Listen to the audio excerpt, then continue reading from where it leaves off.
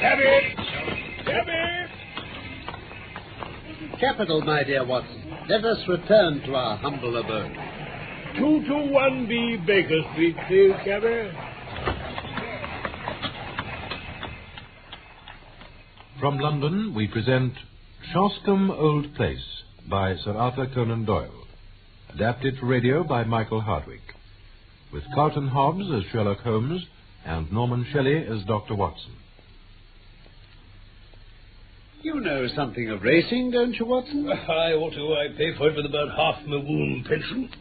Then I'll make you my handy guide to the turf. Does the name Sir Robert Norberton recall anything? I should say so. He lives at Shoscombe Old Place. My summer quarters were down there at one time. But you know, Norberton nearly came within your province once. Oh? How was that?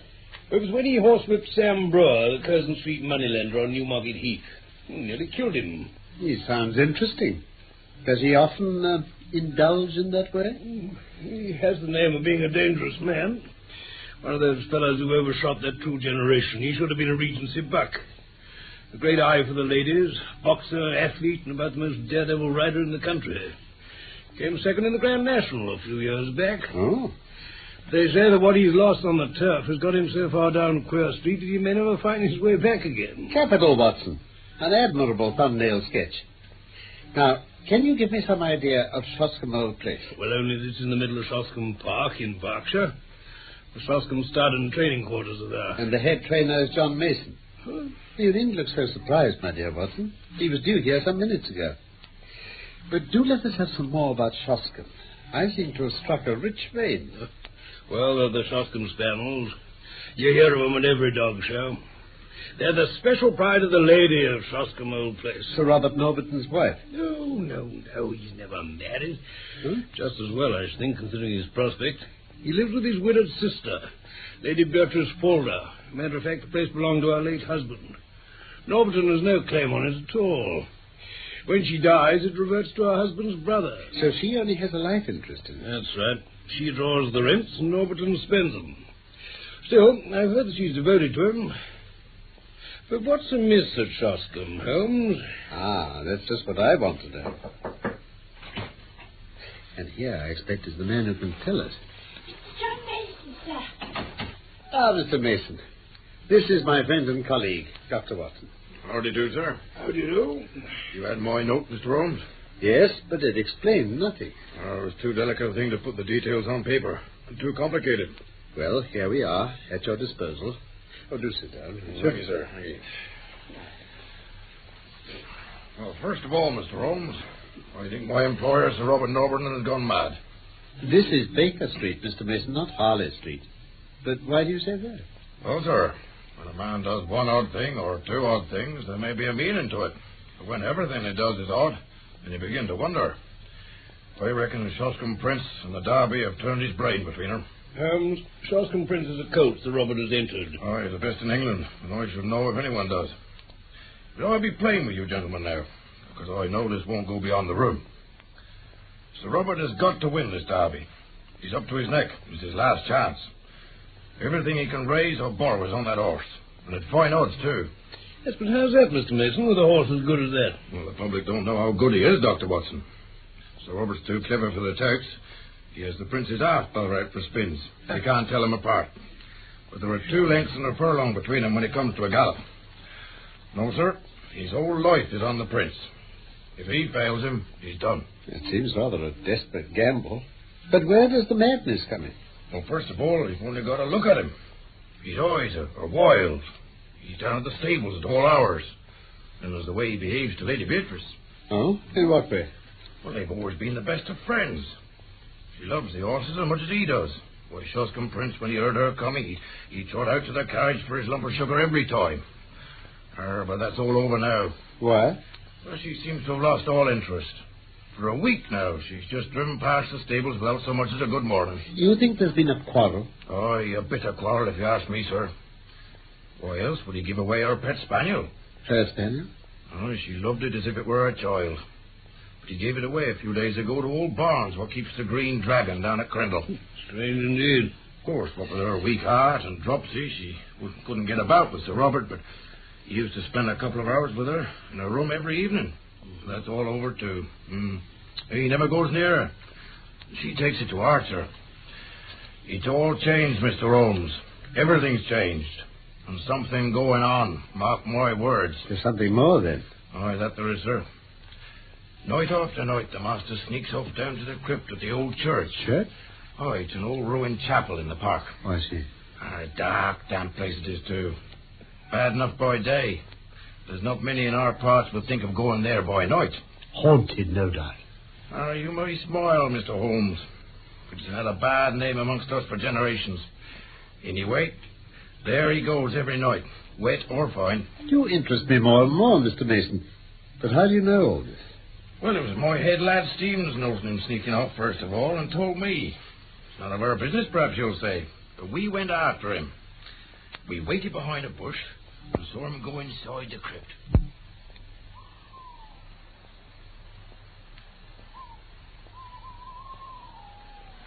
This is jumpy work, all right, Fred. It'll be a bad job for us if he spots us. He's no respecter of persons when he gets started.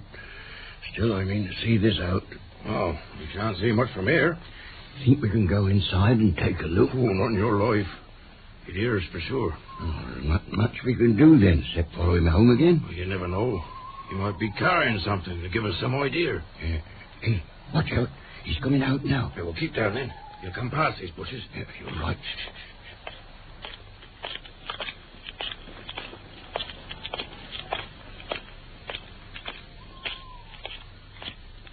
Well, his hands were empty, so where does that get us? I don't know. We could take a look inside now he's gone. Inside? Oh, I don't know, John. Come on, man, come on. The master can go in there. I reckon we can. Well, We'll not rest easy till we get to the bottom of this. Wait out here for me if you like. No, I'll come.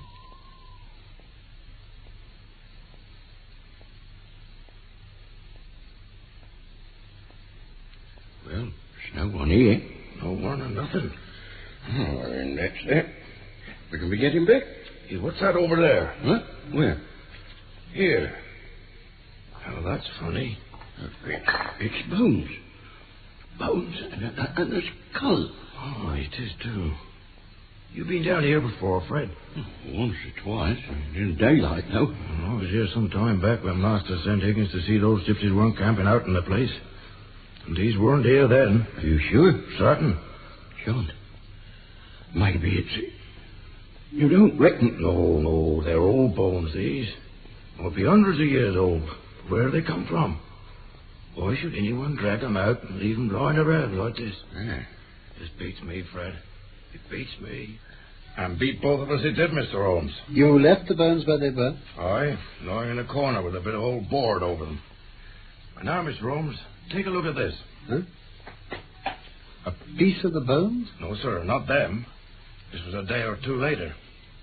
There's a heating furnace under Lady Beatrice's room.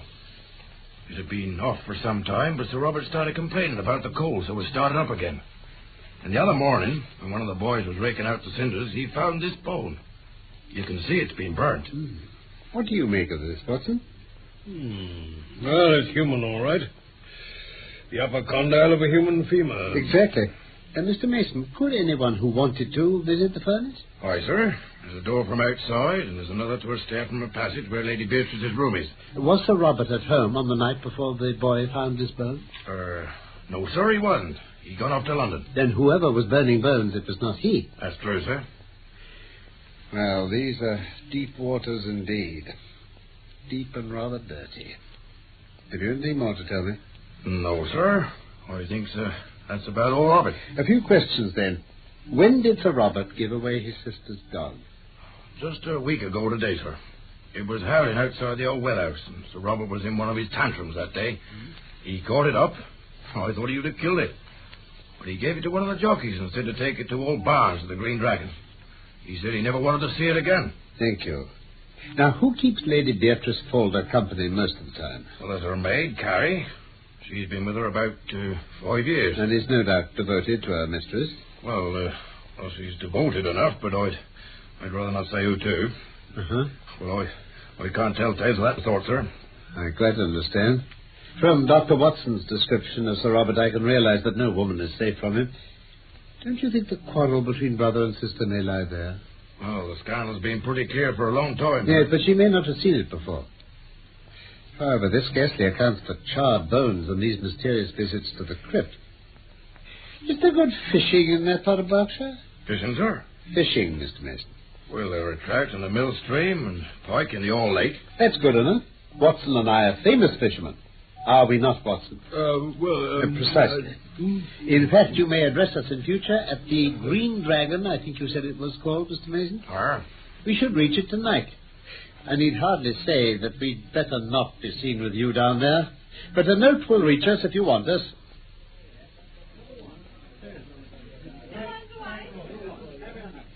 Yes, thank you, Mr. Barnes. My friend and I are very comfortable indeed. Very comfortable. Yeah. But tell me, what do you think about the Hall Lake and the chance of a fight tomorrow? The Hall? Oh, no. No, that wouldn't do at all, sir. Why, how's that? Well, you might chance to find yourselves in the lake before you were done. Quite follow you. Well, it's Sir Robert Norberton, sir. He's terrible jealous at doubts. Oh, I beg pardon, sir, but if you two strangers were as near his training quarters as that, he'd be after you sure as fate. He ain't taking no chances, Sir Robert ain't. I think I did hear that he has a horse entered for the derby. Ah, and a good colt it is and all. He's carrying all our money, and Sir Robert's too. Oh, but by the way, gentlemen, begging your pardon, that is, I suppose you ain't on the turf yourselves? Oh, no, indeed. Just two weary Londoners who badly need some good Berkshire air. Well, you're in the right place for that. There's a good deal of it lying about. But mind what I said about it. Strikes first and speaks after. We certainly shall, Mr. Barnes. Well, thank you, gentlemen. Mr. Barnes, I wanted to ask you, what breed is that beautiful spaniel I saw in the passage just now? Why, sir, that's the real Shoscombe breed. There ain't a better in England than that. Really? I'm quite a dog fancier myself. If it's a fair question, what price would a dog like that cost? Oh, more than I could pay, sir. It was Sir Robert himself who gave me this one. That's why you saw he was tied up. He'd be off back to hall in a jiffy if I give him his head. Well, now, you'll excuse me, gentlemen. Well, Watson, we're getting some cards in our hands, and we may see our way in a day or two. Will Norberton be back from London soon? Possibly. I think we might do well to enter the sacred domain tomorrow night, in fact. It'll reduce the risk of bodily assault with him still away, and there are 1 or 2 points I should like reassurance on. Have you any theory, Holmes? Only this. Something happened a week or 2 ago which has cut deep into the life of the Shoscombe household. Now, what was it? We can only guess at it from its effects, and they seem to be of a curiously mixed character. But that should surely help us. It's only the colourless, uneventful case which is hopeless. True enough, I suppose. Let us consider our data. The brother no longer visits the beloved invalid sister. He gives away her favourite dog. Her dog, Watson. Does that suggest nothing to you? Nothing but the brother's spite? Well, it might be so. Or, well, there is an alternative.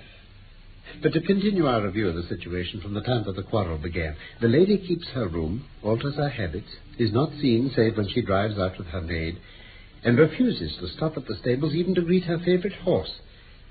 That covers the case, does it not? Save for the business in the crypt. Ah, yes, the crypt. Let us suppose, it's merely a scandalous supposition, a hypothesis put forward for argument's sake, but let us suppose that Sir Robert Norberton has done away with his sister. My dear Holmes, it's out of the question. Very possibly, Watson, very possibly. He's a man of honourable stock. But you do occasionally find a carrion crow among the eagles. Let us argue upon this supposition for a moment. Very well. He's utterly in debt and may at any moment be sold up and his racing stable seized by his creditors. Now, he's a daring and desperate man. He derives his income from his sister. His sister's maid is his willing tool. So far, we seem to be on fairly safe ground, do we not?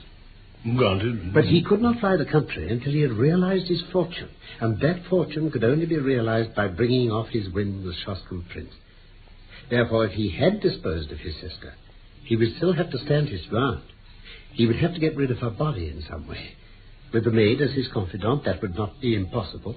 The body might be conveyed to the crypt, which is so seldom visited, and it might later be secretly destroyed at night in the furnace, leaving behind it such evidence as we have seen. What say you to that, Watson? Well, it's all possible if you grant the original supposition, but that's monstrous. I think there's a small experiment which we might try tomorrow. It may throw some light on the matter. In the meantime, if we intend to keep up our characters, I suggest we call for a glass of wine and hold some high converse upon eels and dace and that sort of thing.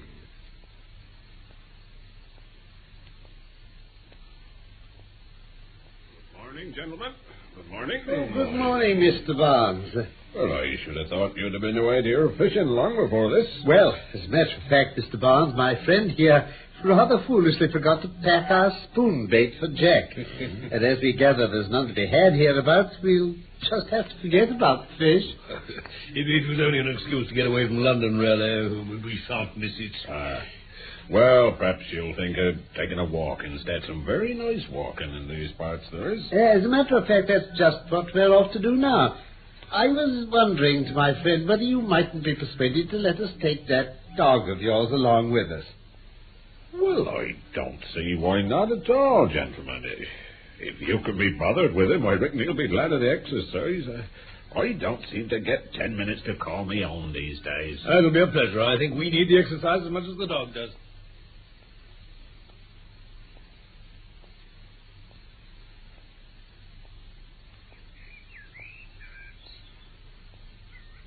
This is the place, I imagine.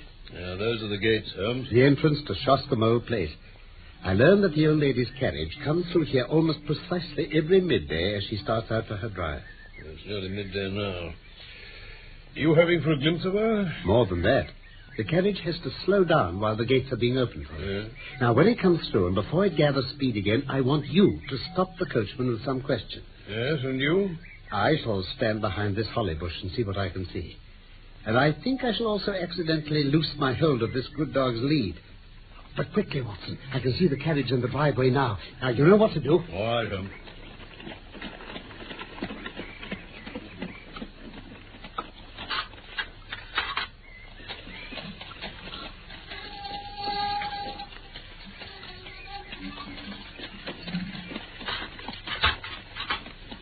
Right now, mate.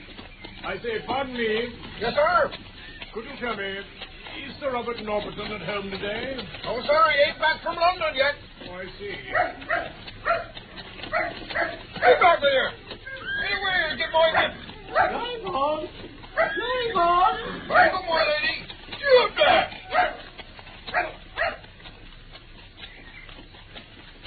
Come here, boy. Come here. You're too valuable to lose. Well, Watson, that's done it. Certainly caused enough excitement. Well, what did you see? There just seem to be two of them in now. The maid, perhaps, and the old lady, and yet... Yes, Watson. Well, the dog... Exactly. He recognized his mistress's carriage, but found a stranger inside it. Dogs don't make mistakes. But did you notice anything else? Well, I did think that voice, the one that called him to drive on, sounded remarkably like a man. And we've added one more card to our hand, but it needs careful playing all the same.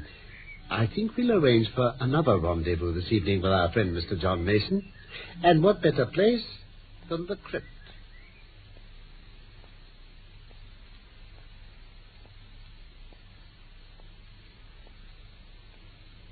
I can't stay very long, Mr. Holmes. Robert is expected back any minute. Oh, very well, Mr. Mason. But before you go, could you show us the bones you spoke of? Aye, they're in this corner. Oh. You could shine your lantern, Dr. Watson. What's here, you say? Aye, sir. Boy, that's queer. They've gone. As I expected. I don't understand, sir. I fancy the ashes of them might even now be found in that furnace you told us about. Why in the world would anyone want to burn the bones of a man who's been dead maybe hundreds of years? That's what we're here to find out. It may mean a long search, and we need not detain you. I fancy we shall get our solution before morning, though. Very good, sir. I'll be off if you don't mind. I don't want Master to find me missing. Thank you, Mr. Mason. You'll hear from me soon enough. Now, Watson, let us have a closer look at some of these tools. What do you hope to find, Holmes? I said, what do you hope to find? Ah, what have we here? A coffin on its end. Made of lead from the look of it. Yes, and unless I'm very much mistaken, recently tampered with. Just let me get my lens to it. Ah, yes, as I thought. And someone's tried to open it? And succeeded, I should say. I think we shall now do the same with the assistance of my trusty Jimmy. Always prepared, Holmes. One never knows. Now, just a pull, Watson, if you please, and we have it. Now then. Oh, this is no ancient corpse, Holmes. This is... Listen. Someone's coming. And who the devil may you be? You hear me? What are you doing on my property? I also have a question to ask you, Sir Robert Norberton. Who are you, I say? Out with it or by heaven. My name is Sherlock Holmes. Sherlock Holmes? Possibly it is familiar to you, but in any case, my business is that of every other good citizen, to uphold the law. It seems to me that you have much to answer for, Sir Robert. Oh, it does it? For instance, whose body is this? And what is it doing here? Very well, Mr. Holmes. Everything can be explained, I assure you. Everything's all right. I'm pleased to hear it. Appearances are against me, I'll admit. But I could act no otherwise. I should like to think so. Oh, come up to the house, please, and you can judge for yourself how things stand. You have gone pretty deeply into my affairs, Mr. Holmes, Dr. Watson, or I should not have found you where I did. So you know in all probability that I'm running a dark horse for the Derby, and that everything depends on my success. If I win, all is easy. If I lose, well, I dare not think of that. I understand the position. I am dependent upon my sister, Lady Beatrice, for everything. But if I'm not mistaken, her interest in the estate is for her life only. You know that too, then. Well, it is so. For my own part, I'm deeply in the hands of the moneylenders. I've always known that if my sister were to die, my creditors would be onto my estate like a flock of vultures. Everything would be seized, my stables, my horses, everything.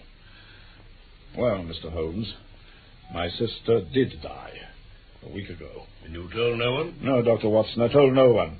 How could I? If one word had got out, absolute ruin would have descended upon me within a matter of hours. I know these moneylenders and their methods only too well. You see. If I could only stave things off until the Derby, all would be well. If your horse wins? Well, if he doesn't... In any case, surely your bets on the race and your expectations from it would hold good, even if your creditors did seize your estate. The horse will be part of my estate. And my chief creditor happens to be the same rascally fellow, Sam Brewer, whom I once was compelled to horsewhip on Newmarket Heath. Do you suppose he would try to save me? No, Dr. Watson. If he got possession of the horse, he'd simply withdraw him from the race. My bets would be void and my ruin would be complete. Sir Robert, what did your sister die? Dropsy. It has plagued her for years. Has a doctor certified to that effect? No. Then surely it is for a coroner to decide, not you. I catch your meaning, Mr. Holmes. But I assure you, any doctor would certify that her end had been in no doubt for months now. But it occurred just too soon for you. Well, what did you do? You answer? Ah, yes, Carrie. Come in. Come in, Norlet.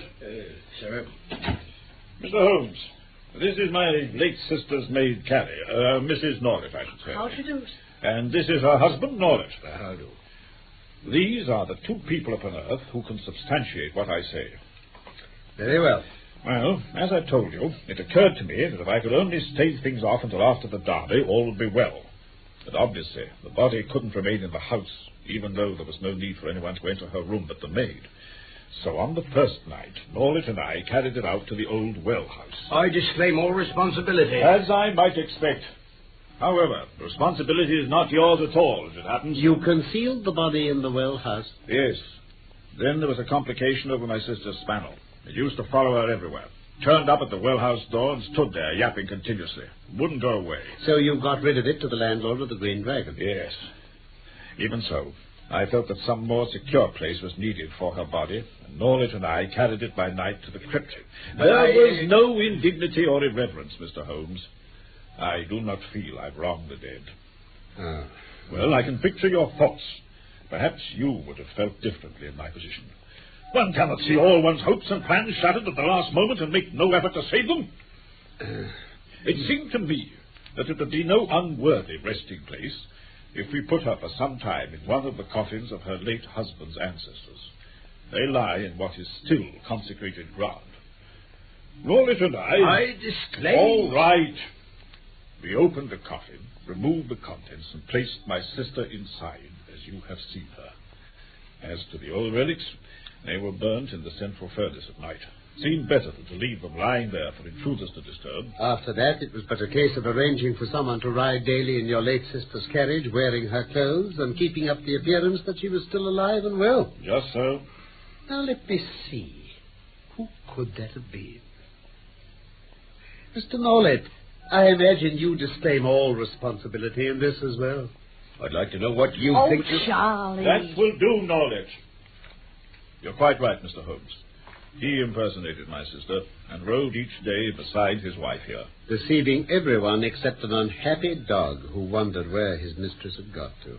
And you, it seems. It is my business not to be deceived. It was my duty to bring the facts to light, and there I must leave it. As to the morality or decency of your own conduct, it is not for me to express any opinion.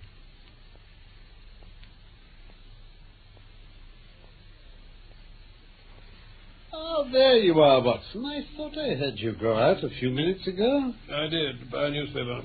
But our papers will be delivered before long, won't they? I know, Holmes, but I wanted one before. Really, Watson, you've been uncommonly excited all afternoon. Yes, and now you're looking as smug as a well-filled cat. Pray let me into your secret. You know what today is, Holmes? Huh? Today? Christmas? Easter, St. Swithin's? I see nothing remarkable about it. It's Derby Day. The Derby was run this afternoon. Oh, really? Is that all? I should hesitate to bore you with the particulars. The Derby was won by a horse named Shoscombe Prince, of which you have doubtless heard. He carried with him the blessing of my month's wound pension, that is all. The name is familiar. My dear Watson, do come and give me the benefit of your opinion upon this specimen. What?